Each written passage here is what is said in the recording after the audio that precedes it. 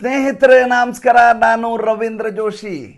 ಏನಿದು ಮತ್ತೆ ಪಶ್ಚಿಮ ಬಂಗಾಳದ ವಿಚಾರ ಅಂತ ದಯವಿಟ್ಟು ಮೂದಲಿಸಬೇಡಿ, ಅನ್ಯಥಾ ಭಾವಿಸಬೇಡಿ. ತುಂಬ ಕುತೂಹಲಕಾರಿ ವಿಚಾರ ಆಗಿರೋದ್ರಿಂದ, ಭಾಳ ದೊಡ್ಡದಾದಂಥ ಕಾನ್ಸ್ಪಿರಸಿ ಇದರ ಹಿಂದೆ ಇರೋದರಿಂದಾಗಿ ಈ ಸುದ್ದಿಯನ್ನು ತಮಗೆ ಹೇಳಲೇಬೇಕು ಅಂತ ಈ ಸಂಚಿಕೆಯನ್ನು ಮಾಡ್ತಾ ಇರೋದು.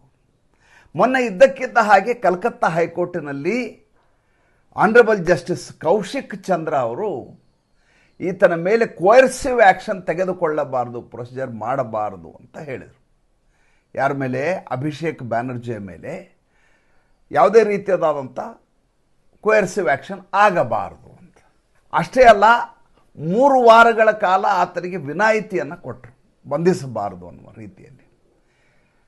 ಇದು ಭಾಳ ದೊಡ್ಡ ಮಟ್ಟದ ಹಿನ್ನಡೆ CIDಗೆ ಅಂತ ಎಲ್ಲ ಭಾವಿಸಲಾಯಿತು. ಹಾಗಾದರೆ ಕೌಶಿಕ್ ಚಂದ್ರ ಅವರು ಈ ರೀತಿಯಾದಂಥ ತೀರ್ಪನ್ನು ಕೊಟ್ಟಿದ್ದು ಯಾಕೆ? ಭಾಳ ಇಂಟ್ರೆಸ್ಟಿಂಗ್ ಆದಂಥ ವಿಚಾರ. ಇದಕ್ಕೆ ನೀವು 5 ವರ್ಷ ಹಿಂದೆ ಹೋಗಬೇಕಾಗತ್ತೆ. 2021ರಲ್ಲಿ ಇದೇ ಸುವೇಂದು ಅಧಿಕಾರಿ, ಇದೇ ಮಮತಾ ಬೇಗಂ ಅವರನ್ನು ನಂದಿಗ್ರಾಮ್ ವಿಧಾನಸಭಾ ಕ್ಷೇತ್ರದಲ್ಲಿ ಪರಾಜಿತಗೊಳಿಸಿರ್ತಾರೆ, ಸೋಲಿಸಿರ್ತಾರೆ, ಪರಾಭವಗೊಳಿಸಿರ್ತಾರೆ. ಆ ಸಂದರ್ಭದಲ್ಲಿ ಮಮತಾ ಬೇಗಂ ಅವರು ಕೋರ್ಟಿಗೆ ಮೊರೆ ಹೋಗಿರ್ತಾರೆ. ಮೊರೆ ಹೋದ ಸಂದರ್ಭದಲ್ಲಿ ಲೋಡ್ ಶಟ್ ಡೌನ್ ಮಾಡಿ, ಮಾಲ್ ಪ್ರಾಕ್ಟೀಸ್ ಮಾಡಿ ಸುವೇಂದು ಅಧಿಕಾರಿ ಅವರು ಗೆಲುವನ್ನು ಸಂಪಾದಿಸಿರ್ತಾರೆ. ಈ ಗೆಲುವಲ್ಲ, ಇದರ ಹಿಂದೆ ದೊಡ್ಡದಾದಂಥ ಕಾನ್ಸ್ಪಿರಸಿ ಇದೆ ಅಂತ ಆಕೆ ಆರೋಪವನ್ನು ಮಾಡಿರ್ತಾರೆ. ಆ ಸಂದರ್ಭದಲ್ಲಿ ಇದೇ ಜಡ್ಜು ಕೌಶಿಕ್ ಚಂದ್ರ ಅವರು ಬೆಂಚ್ನಲ್ಲಿರ್ತಾರೆ. ಕೌಶಿಕ್ ಚಂದ್ರ ಅವರು ಹೇಳ್ತಾರೆ, ಈ ರೀತಿ ನಿರಾಧಾರ ಆರೋಪಗಳನ್ನು ಮಾಡುವ ಮೂಲಕ ಒಬ್ಬ ವ್ಯಕ್ತಿಯ ಮೇಲೆ ನೀವು ದೋಷಾರೋಪಣೆ ಮಾಡಲಿಕ್ಕೆ ಆಗೋದಿಲ್ಲ ಅನ್ನುವಂಥ ಅಭಿಪ್ರಾಯವನ್ನು ವ್ಯಕ್ತಪಡಿಸಿರ್ತಾರೆ. ಆವಾಗ ಮಮತಾ ಬೇಗಂ ಅವರು ಇದೇ ಕೌಶಿಕ್ ಚಂದ್ರ, ಆನರಬಲ್ ಜಸ್ಟಿಸ್ ಕೌಶಿಕ್ ಚಂದ್ರ ಅವ್ರಿಗೆ ನೀವು BJPಯ ಏಜೆಂಟು, ಬ್ರೋಕರು ಅಂತ ಕರೆದಿರ್ತಾರೆ. ಏನು ಬೇಕಾದರೂ ಮಾತಾಡುವಂಥ ಹೆಣ್ಮಗಳಿಗೆ ನಿಮ್ಗೆ ಗೊತ್ತಿರುವಂಥ ವಿಚಾರ. ಈಕೆ CBI ಅವರ ವಿರುದ್ಧ CBI ಕಚೇರಿ ಎದುರುಗಡೆ ಮುಖ್ಯಮಂತ್ರಿ ಇದ್ದಾಗ ಹಾಡೇ ಹಗಲು ಧರಣಿ ಕೂತಂಥ ಹೆಣ್ಮಗಳು ಕಾರ್ಯಕರ್ತನ ಕರ್ಕೊಂಬಂದು CBI ಅವ್ರನ್ನ ದಿಗ್ಬಂಧನ ಮಾಡಿ ಆಫೀಸಿಂದ ಹೊರಗಡೆ ಮಾಡಿದಂಥ ಹೆಣ್ಮಗಳು. ಇನ್ನು ಜಡ್ಜಿಗೆ ನೀವು BJP ಏಜೆಂಟು ಅನ್ನೋದರಲ್ಲಿ ಏನು ದೊಡ್ಡ ವಿಷಯ ಅಂತ ನಾವು ಭಾವಿಸಬೇಕಾಗಿಲ್ಲ. ಇದು ಕಂಟೆಂಪ್ಟ್ ಆಫ್ ಕೋರ್ಟ್ ಆಗತ್ತೆ ಅನ್ನೋದ್ರ ಬಗ್ಗೆ ಆಕೆಗೆ ಯಾವುದೇ ರೀತಿಯಾದಂಥ ಭಯ, ಆತಂಕ ಅಥವಾ ಅದರ ಬಗ್ಗೆ ಯಾವುದೇ ರೀತಿಯಾದಂಥ ಯೋಚನೆ ಇಲ್ಲ. ಆ ಸಂದರ್ಭದಲ್ಲಿ ಜಡ್ಜು ಬೆಂಚಿನಿಂದ ಹಿಂಸರಿತಾರೆ, ರೆಕ್ಯೂಸ್ ಮಾಡ್ಕೋತಾರೆ. ರೆಕ್ಯೂಸ್ ಮಾಡಿ ಈ ರೀತಿ ಆರೋಪ ಮಾಡಿದ್ದಕ್ಕೆ ಮಮತಾ ಬೇಗಂ ಅವ್ರ ಮೇಲೆ 5 ಲಕ್ಷ ರೂಪಾಯಿ ಜುಲ್ಮಾನೆಯನ್ನು ವಿಧಿಸ್ತಾರೆ. 5 ಲ್ಯಾಕ್ ರೂಪೀಸ್ ದಂಡವನ್ನು ವಿಧಿಸ್ತಾರೆ. ಇದು ಹಳೆಯ ಪ್ರಕರಣ. ಅವರದೇ ಬೆಂಚ್ಗೆ ಆಕೆಯದೇ ಆದಂಥ ಬಾಯ್ಪು ಪ್ರಕರಣ ಮತ್ತೆ ಚಲಾವಣೆಗೆ ಬರುತ್ತೆ, ಮತ್ತೆ ವಿಚಾರಣೆಗೆ ಬರುತ್ತೆ. ಈ ಸಂದರ್ಭದಲ್ಲಿ ಆನರಬಲ್ ಜಸ್ಟಿಸ್ ಕೌಶಿಕ್ ಚಂದ್ರ ಅವರು ಆಲೋಚನೆ ಮಾಡ್ತಾರೆ. ಏನಂತ? ಒಂದು ವೇಳೆ CID ಅವರಿಗೆ ಅನುಮತಿಯನ್ನು ಕೊಟ್ಟು ಆತನನ್ನು ಬಂಧಿಸಬಹುದು ಅಂತ ಹೇಳಿದರೆ, ಈತನಿಗೆ ವಿನಾಯಿತಿಯನ್ನು ಕೊಡಲಿಕ್ಕೆ ಆಗೋದಿಲ್ಲ ಅಂತ ಹೇಳಿದರೆ, ಈತ ಬಂದು ಹಾಜರಾಗಲೇಬೇಕು, ಈತನನ್ನು ಬಂಧಿಸುವಂಥ ಎಲ್ಲ ಮುಕ್ತ ಸ್ವಾತಂತ್ರ್ಯ ತನಿಖಾ ಸಂಸ್ಥೆಗಿದೆ, CID ಅವರಿಗಿದೆ, ಇದರಲ್ಲಿ ಮಧ್ಯಪ್ರವೇಶ ಸಾಧ್ಯ ಇಲ್ಲ ಅಂತ ಹೇಳಿದ್ದೆ. ಆದರೆ ದಿಲ್ಲಿಯಲ್ಲಿರುವಂಥ ಅಭಿಷೇಕ್ ಬ್ಯಾನರ್ಜಿ ವಾಪಸ್ ಕಲ್ಕತ್ತಾಗೆ ಬರೋದಿಲ್ಲ.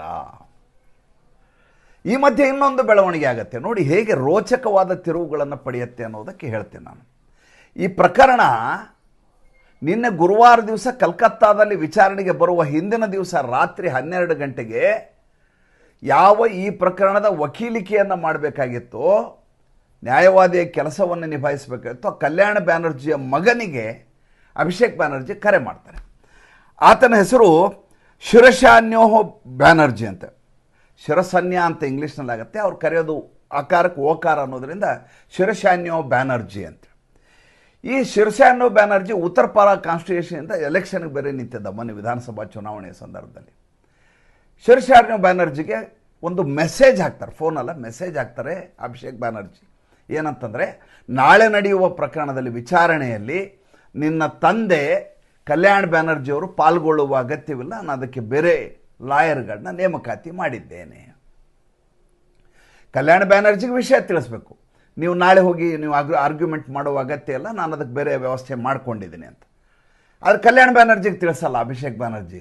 ಶಿರ್ಷಾನ್ಯೋ ಬ್ಯಾನರ್ಜಿಗೆ ತಿಳಿಸ್ತಾರೆ, ನಿಮ್ಮ ತಂದೆಗೆ ತಿಳಿಸು, ನಾನು ಬೇರೆ ವಕೀಲರನ್ನು ನೇಮಕಾತಿ ಮಾಡಿದ್ದೀನಿ. ಕಲ್ಯಾಣ್ ಬ್ಯಾನರ್ಜಿಗೆ ನಖಶಿಖಾ ಅಂತ ಉರಿಲಿಕ್ಕೆ ಶುರುವಾಗಿಬಿಡುತ್ತೆ.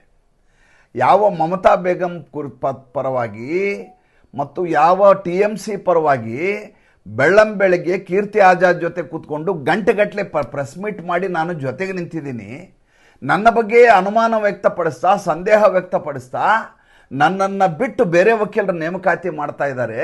ನಾನು 45 ವರ್ಷ ವಕೀಲಿಕೆ ಮಾಡ್ಕೊಂಡು ಬಂದಿದ್ದಂಥ ವ್ಯಕ್ತಿಗೆ ಈ ರೀತಿಯಾದ ಮೋಸ ಆಗಿದೆ ಅಂಥೇಳಿ ಈತ ಒಂದು ಎಲ್ಲ ಮಾಧ್ಯಮದವ್ರು ಕರೆದು ಪತ್ರಿಕಾಗೋಷ್ಠಿ ಮಾಡಿಬಿಡ್ತಾರೆ. ಪತ್ರಿಕಾಗೋಷ್ಠಿ ಅಂದರೆ ಎಲ್ಲ ಪತ್ರಿಕೆಯವರು ಒಂದೇ ಸಲ ಕೂಡಿಸಿ ಹೇಳೋದು. ಈತ ಹಾಗೆ ಮಾಡೋದಿಲ್ಲ. ಒಂದು ಸಲ PT ಅವ್ರು ಕರೆಸ್ತಾನೆ ತನ್ನ ಕ್ಯಾಬಿನ್ಗೆ, ಅವ್ರು ಇದ್ರಿಗೆ ತನ್ನ ಅಭಿಪ್ರಾಯ ಹೇಳ್ತಾನೆ. ಅದಾದಮೇಲೆ UN ಅವ್ರು ಕರಿತಾನೆ, ಅವ್ರಿಗೆ ಹೇಳ್ತಾನೆ. ಬೇರೆ ಚಾನಲ್ ಅವ್ರು ಕರಿತಾನೆ, ಅವ್ರಿಗೆ ಹೇಳ್ತಾನೆ. ಈ ರೀತಿ ಬೇರೆ ಬೇರೆ ವರ್ಷನ್ಗಳು ಏಕಕಾಲಕ್ಕೆ ಅಭಿಷೇಕ್ ಬ್ಯಾನರ್ಜಿ ವಿರುದ್ಧ ಬಿತ್ತರಗೊಳ್ಳಬೇಕು. ತಾನು ಬಂಡಾಯ ಎದ್ದಿದ್ದೇನೆ ಅನ್ನೋದು ಅರ್ಥ ಆಗಬೇಕು. ನಿಮಗೆ ಅಭಿಷೇಕ್ ಬ್ಯಾನರ್ಜಿ ಬೇಕು, ಭಾಯ್ಪು ಬೇಕು, ಅಥವಾ ನಾನು ಬೇಕೋ ತಿಳಿಸಿ ಅಂತ ಮಮತಾ ಬೇಗಂಗೆ ಧಮಕಿ ಹಾಕ್ತಾನೆ ಕಲ್ಯಾಣ್ ಬ್ಯಾನರ್ಜಿ. ಇನ್ನು ಅಲ್ಲಿ ಕೋರ್ಟಿನಲ್ಲಿ ವಿಚಾರಣೆ ನಡೀತದೆ. ಕೋರ್ಟಿನಲ್ಲಿ ಜಡ್ಜ್ ಕೇಳ್ತಾರೆ, ಎಲ್ಲಿದ್ದಾರೆ ನಿಮ್ಮ ಕಕ್ಷಿದಾರರು ಅಂತ. ಅವ್ರು ಹೇಳ್ತಾರೆ, ಇಲ್ಲ ಆತ ಡೆಲ್ಲಿನಲ್ಲಿದ್ದಾರೆ, ಅವ್ರು ರಾಜಕೀಯ ಕೆಲಸದ ಮೇಲಿದ್ದಾರೆ, ಆದ್ದರಿಂದ ಅವ್ರಿಗೆ ಬರಲಿಕ್ಕೆ ಆಗೋದಿಲ್ಲ. ಇಲ್ಲ, ಅವ್ರು ಹಾಜರಾಗಲೇಬೇಕು, 3 ನೋಟಿಸ್ ಆಗಿದೆ. ಈಗ ಬಿಟ್ಟುಬಿಟ್ರೆ CID ಅವ್ರು ಎಲ್ಲಿದ್ದಾರೆ ಹೋಗಿ ಬಂಧಿಸ್ಕೊಂಡ್ಬರ್ಬೇಕಾದ ಅನಿವಾರ್ಯತೆ ಬರುತ್ತೆ. 10 ವರ್ಷ ಜೈಲು ಶಿಕ್ಷೆ ಇರುವಂಥ ಆರೋಪವನ್ನು ಅವ್ರ ಮೇಲೆ ಹೇರಲಾಗಿದೆ. ಆದ್ದರಿಂದ ಈಗ 10 ನಿಮಿಷ ನಿಮಗೆ ಸಮಯ ಕೊಡ್ತೀನಿ. ನಿಮ್ಮ ಕಕ್ಷದಾರರು ಯಾವಾಗ ಬಂದು CID ಹತ್ರ ಹಾಜರಾಗ್ಲಿಕ್ಕೆ ಸಾಧ್ಯ ಇದೆ ಕೇಳಿ. ಆ ಕೇಳಿದರೆ ತದನಂತರ ವಿಚಾರ ಮಾಡೋಣ. ಆವಾಗ ವಕೀಲರು ಒಂದು ಮನವಿಯನ್ನು ಇಡ್ತಾರೆ ಆನರಬಲ್ ಜಸ್ಟಿಸ್ ಕೌಶಿಕ್ ಚಂದ್ರ ಮುಂದೆ. ಏನಂತ? ಅವ್ರು ಬರ್ತಾರೆ, ಆದರೆ ಅವ್ರ ಮೇಲೆ ಯಾವುದೇ ರೀತಿಯಾದಂಥ ಒತ್ತಡವನ್ನು ಹೇರಬಾರ್ದು, ಬಲವಂತದ ಕ್ರಮ ಮಾಡಬಾರ್ದು, ಬಂಧಿಸಬಾರ್ದು, ಕೊಯರ್ಸಿವ್ ಆ್ಯಕ್ಷನ್ ತಗೋಬಾರ್ದು.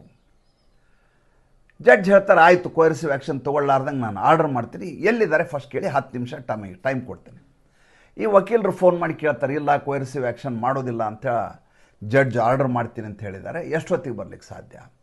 ಆತ ಹೇಳ್ತಾನೆ, ನಾನು ಸಂಜೆ 6 ಗಂಟೆ ಒಳಗಡೆ ಬಂದು CID ಮುಂದೆ ಹಾಜರಾಗ್ತೀನಿ. ಅದು ಇರೋದು ಅಲಿಪುರದಲ್ಲಿರುವಂಥ ಭವಾನಿ ಭವನ್ ಅಂತ ಒಂದು ಬಿಲ್ಡಿಂಗ್. ಅಲ್ಲಿ CID ಆಫೀಸ್ ಇದೆ ಕಲ್ಕತ್ತಾದಲ್ಲಿ. ನಾನು 6 ಗಂಟೆಗಿಂತ ಮುಂಚೆ ಜಡ್ಜ್ ಆರ್ಡರ್ ಮಾಡ್ತಾರೆ, ಸಂಜೆ 6 ಗಂಟೆ ಒಳಗೆ ಈತ ತಾನೇ ಸ್ವತಃ ಬಂದು ಹಾಜರಾಗಬೇಕು. ಹಾಗೆ ಹಾಜರಾದ ಪಕ್ಷದಲ್ಲಿ ಆತನಿಗೆ ಮುಂದಿನ ವಿಚಾರಣೆಯವರೆಗೂ ಬಂಧಿಸುವಾಗಿಲ್ಲ, ಕೊಯರ್ಸಿವ್ ಆ್ಯಕ್ಷನ್ ತಗೊಳ್ಳಾಗಿಲ್ಲ. ಹಾಗಾದರೆ ಜಡ್ಜ್ ಯಾಕೆ ಈ ರೀತಿಯ ಜಡ್ಜ್ಮೆಂಟ್ ಕೊಟ್ಟರು? ಯಾಕೆ ಈ ರೀತಿ ಆತನಿಗೆ ವಿನಾಯಿತಿಯನ್ನು ಕೊಟ್ಟರು? ಯಾಕೆ ಅಂದರೆ, ಒಂದು ವೇಳೆ ಆತನಿಗೆ ನೀವು ಇವನ ಮೇಲೆ ಬಲವಂತದ ಕ್ರಮವನ್ನು ಜರುಗಿಸಬಹುದು, CIDಗೆ ಅಧಿಕಾರ ಇದೆ ಅಂತ ಹೇಳಿಬಿಟ್ರೆ ಆತ ಬರೋದೇ ಎಲ್ಲ ಪರಾರಿಯಾಗಿಬಿಡ್ತಾನೆ. ಆತನ ಪತ್ನಿಗೆ ಬ್ಯಾಂಕಾಕ್ ಸಂಪರ್ಕ ಇದೆ, ಅಲ್ಲಿ ವ್ಯವಹಾರ ಇದೆ. ಈತ ವಿದೇಶಕ್ಕೆ ಹೋಗಬಹುದು ಅಂತ ಭಾಳಷ್ಟು ಸಂದೇಹಗಳು ಎಲ್ಲ ಕಡೆ ಕೇಳಿ ಬರ್ತಾ ಇದ್ದಾವೆ. ಈತನ ಒಂದು ಸಲ ಪರಾರಿಯಾಗಿಬಿಟ್ರೆ ಮುಂದೆ ಹಿಡ್ಕೊಂಬರೋದು CIDಗೆ ಭಾಳ ದೊಡ್ಡ ಕಷ್ಟ ಆಗಿಬಿಡುತ್ತೆ. ಆದ್ದರಿಂದ ಇಲ್ಲಿ ಮೊದಲು ಬಿಲದಿಂದ ಹೊರಗಡೆ ಬರಬೇಕು. ಹೊರಗಡೆ ಬಂದ ಮೇಲೆ ಅದರ ಮೇಲೆ ಬಲೆಯನ್ನು ಎಸೆದು ಒಳಗಡೆ ತರಬೇಕು. ಆದ್ದರಿಂದ ಈತ ಹೊರಗೆ ಬರಲಿ ಅನ್ನುವಂಥ ಕಾರಣಕ್ಕೋಸ್ಕರ ಜಡ್ಜು ಈ ರೀತಿಯಾದಂಥ ಆರ್ಡರ್ ಮಾಡ್ತಾರೆ. ಪ್ರಕರಣ ಇಲ್ಲಿಗೆ ಮುಗಿಯೋದಿಲ್ಲ. ಅದು ಇರೋದು ಮಜಾ ಅಂದರೆ, ಇದಾದಮೇಲೆ ಈತ 4:45ಗೆ ಬಂದು ವಿಶೇಷ ವಿಮಾನದಲ್ಲಿ ಬಂದು ಕಲ್ಕತ್ತಾದಲ್ಲಿ ಇಳಿತಾನೆ. ಮತ್ತೆ ಭಾಯ್ಪು ಚೋರ್, ಭಾಯ್ಪು ಚೋರ್, ಭಾಯ್ಪು ಚೋರ್ ಅಂತ ಎಲ್ಲ ಕಡೆ ಘೋಷಣೆಗಳು ಕೂಗ್ಲಿಕ್ಕೆ ಶುರು ಮಾಡ್ತಾರೆ. ಅಲ್ಲಿಂದ ನೇರವಾಗಿ ಈತ ಕಾಮ್ಯಾಕ್ ರೋಡ್ನಲ್ಲಿರುವಂಥ ತನ್ನ ಕಚೇರಿ ಮತ್ತು ನಿವಾಸಕ್ಕೆ ಹೋಗ್ತಾನೆ. ಇಲ್ಲಿ ಬರೋದಿಲ್ಲ, ಕಾಲಿಘಾಟಿಗೆ ಬರೋದಿಲ್ಲ, ಕಾಮ್ಯಾಕ್ ರೋಡ್ಗೆ ಹೋಗ್ತಾನೆ. ಅಲ್ಲಿ ಹೋಗಿ ಅಲ್ಲಿ ಒಂದಷ್ಟು ಚೇಲಾಗಳನ್ನ ಜೊತೆ ಕರ್ಕೊಂಡು ತನ್ನ ಕಪ್ಪು ವಾಹನದಲ್ಲಿ ಬಂದು ಭವಾನಿ ಭವನ್ಗೆ ವಿಚಾರಣೆಗೆ ಹಾಜರಾಗ್ತಾನೆ. ಹೊರಗಡೆ ಈತನ ಪರವಾಗಿ ಜೈಕಾರ ಕೂಡ್ಲಿಕ್ಕೆ ಒಂದಷ್ಟು ಜನರನ್ನು ಸೇರಿಸಿರ್ತಾನೆ. ಅವರು ಭಾಯ್ಪೋ ಜಿಂದಾಬಾದ್, ಭಾಯ್ಪೋ. ಅಷ್ಟೊತ್ತಿಗೆ ಮಾಧ್ಯಮದವರು ಈತನ ಮನೆ ಮುಂದೆ ಬರ್ತಾರೆ. ಭಾಯ್ಪು ಚೋರ್ ಅಂತ ಒಂದು ಕಡೆ ಕೂಗ್ತಾ ಇರ್ತಾರೆ, ಈ ಕಡೆ ಮಾಧ್ಯಮದವರು ಈತನನ್ನು ಪ್ರಶ್ನೆ ಕೇಳ್ತಾರೆ. ಇಲ್ಲಿಯವರೆಗೂ ಯಾವುದೇ ತನಿಖಾ ಸಂಸ್ಥೆ ವಿಚಾರಣೆ ಮಾಡುವ ಸಂದರ್ಭದಲ್ಲಿ ಮಮತಾ ಬೇಗಂ ಆಗಲಿ, ಅಭಿಷೇಕ್ ಬ್ಯಾನರ್ಜಿ ಆಗಲಿ, ಒಳ್ಳೆ ರಾಜಾರೋಷದಲ್ಲಿ ಧೀರೋದಾತ್ತ ಶೈಲಿಯಲ್ಲಿ ಜೇಬಲ್ಲಿ ಕೈ ಇಟ್ಕೊಂಡು, ಪ್ಯಾಂಟಲ್ಲಿ ಕಾಲು ಬೀಸ್ಕೊಂಡು, ದಾಪುಗಾಲಲ್ಲಿ ಆಫೀಸಿಗೆ ಹೋಗ್ತಾ ಇದ್ರು ಎಲ್ಲ ಕಡೆ ಇಷ್ಟು ದಿವಸ. ಈ ಬಾರಿ ಯಾವ ರೀತಿ ಆತನ ಸ್ಥಿತಿ ಇತ್ತು ಅಂದರೆ, ಮಾಧ್ಯಮದವರಿಗೆ ಉತ್ತರ ಹೇಳಲಾರದಂಥ ಸ್ಥಿತಿಯಲ್ಲಿ ಆತ ಒಳಗಡೆ ಹೋಗ್ತಾನೆ. ಒಳಗಡೆ ಹೋದ ತಕ್ಷಣ CID ಅವರು 15 ಪ್ರಶ್ನೆಗಳನ್ನು ಈತನ ಮುಂದಿಡ್ತಾರೆ. ಇಟ್ಟು ಒಂದು ಮಾತನ್ನು ಹೇಳ್ತಾರೆ, ನೀವು ಬಾಯಲ್ಲಿ ಹೇಳುವಂಥ ಮಾತನ್ನು ನಾವಿಲ್ಲಿ ಕೇಳೋದಿಲ್ಲ. ನಾವು ಏನು ಕೊಟ್ಟಿದ್ದೀವಿ ಪ್ರಶ್ನೆ, ಇದಕ್ಕೆ ನೀವು ಇಲ್ಲಿ ಉತ್ತರ ಬರೆದು ಕೊಡಬೇಕು.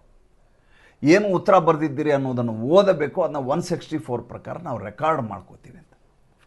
5:30 ಗಂಟೆವರೆಗೂ, ರಾತ್ರಿ ಮಧ್ಯರಾತ್ರಿವರೆಗೂ ಈತನ ವಿಚಾರಣೆ ನಡೆಯುತ್ತೆ. ಇದರಲ್ಲಿ 2 ಮಹತ್ತರ ಬೆಳವಣಿಗೆಗಳಾಗಿದ್ದಾವೆ ಈ ಮಧ್ಯೆ. ನಿಮಗೆ ನಿನ್ನೆ ಸಂಚಿಕೆಯಲ್ಲಿ ಜಹಾಂಗೀರ್ ಖಾನ್ನ ಪರೇಡ್ ಮಾಡಿದ್ದನ್ನು ಹೇಳಿದ್ದೆ.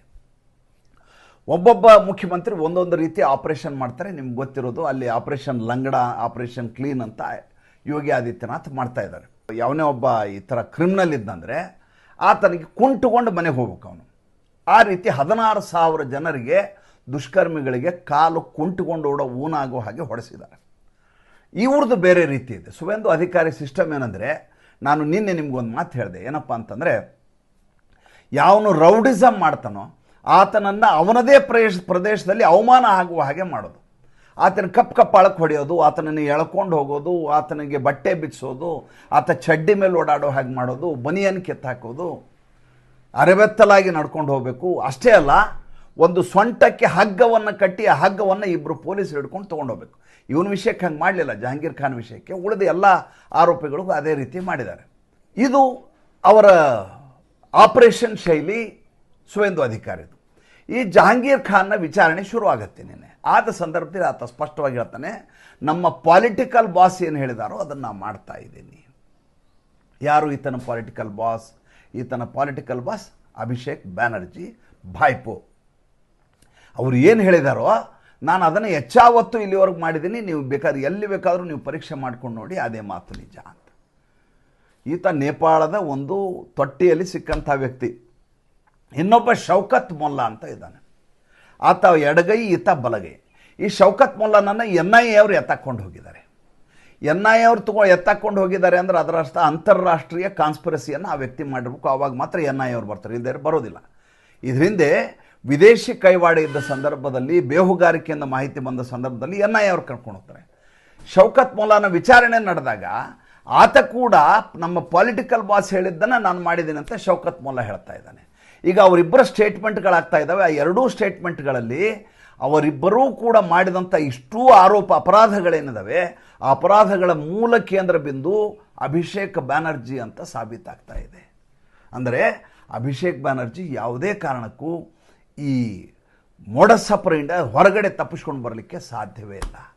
ಅದೇ ಕಾರಣಕ್ಕೆ ಈತನ ಜೊತೆ ಇದ್ದಂಥ ಶೈನಿ ಘೋಷು ತನ್ನಿಂದ ಇವನ ಸಖ್ಯದಿಂದ ಬೇರ್ಪಟ್ಟು ಈಗ ರಾಜೀನಾಮೆಯನ್ನು ಕೊಟ್ಟಿದ್ದಾರೆ. ಆಕೆ ಹೆಸರಿನಲ್ಲಿ ಪಾರ್ಟ್ನರ್ಶಿಪ್ಪಲ್ಲಿ 16 ಬಿಲ್ಡಿಂಗ್ಗಳಿದ್ದಾವೆ. ಜಾಯಿಂಟ್ ಅಕೌಂಟ್ ಇದೆ ಅಭಿಷೇಕ್ ಬ್ಯಾನರ್ಜಿ ಜೊತೆ. ಹಾಗಂತ ಆಕೆ ತಪ್ಪಿಸ್ಕೊಂಡು ಹೋಗ್ಲಿಕ್ಕೆ ಸಾಧ್ಯ ಇಲ್ಲ, ಯಾಕಂದರೆ ಜಾಯಿಂಟ್ ಅಕೌಂಟಿಂದ ಬರಲೇಬೇಕು. ಇನ್ನು ಈತನ ಮೇಲಿರುವಂಥ ಎನ್ಫೋರ್ಸ್ಮೆಂಟ್ ಡೈರೆಕ್ಟರೇಟ್ನ ಮೊಕದ್ದಮೆ ಇದೆಯಲ್ಲ, ಅದು 15ನೇ ತಾರೀಕು ವಿಚಾರಣೆ ಇದೆ. ಇನ್ನು ಒಂದು ಭಾಳ ದೊಡ್ಡ ಬೆಳವಣಿಗೆ ಆಗಿತ್ತು. ತ್ರಿಪುರಾ ಕೇಸ್ ಇದೆ ಅಂತ ನಿಮಗೆ ಹೇಳಿದ್ದೆ ನಾನು ನಿನ್ನೆ ಸಂಚಿಕೆಯಲ್ಲಿ. ಸೋಮವಾರ ದಿವಸ ತ್ರಿಪುರಾ ಕೇಸ್. ಏನಿದು ತ್ರಿಪುರಾ ಕೇಸು? ಯಾವಾಗ 2021ರಲ್ಲಿ ಮಮತಾ ಬೇಗಂ ಅವರು ನರೇಂದ್ರ ಮೋದಿ, ಅಮಿತ್ ಶಾ ಅವರ ನಿರಂತರ ಹೋರಾಟದ ಮಧ್ಯೆ ಭಾಳ ದೊಡ್ಡ ಮಟ್ಟದ ಜೈಭೇರಿಯನ್ನು ಬಾರಿಸ್ತಾರೋ, ಆವಾಗ ಐಪ್ಯಾಕ್ನವರು ಒಂದು ಐಡಿಯಾ ಕೊಡ್ತಾರೆ ಮಮತಾ ಬೇಗಂಗೆ. ಏನಂತ?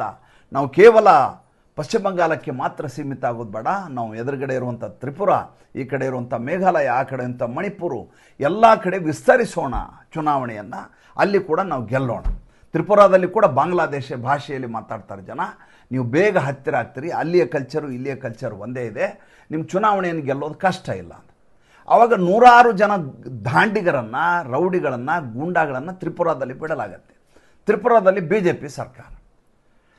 ಆ ರೌಡಿಗಳು ಮಾಡುವಂಥ ಅಟ್ಟಹಾಸನ ನೋಡಿ ಎಳ್ಕೊಂಡು ಪೊಲೀಸರು ಹೊಡೆದು ಹಾಕ್ತಾರೆ.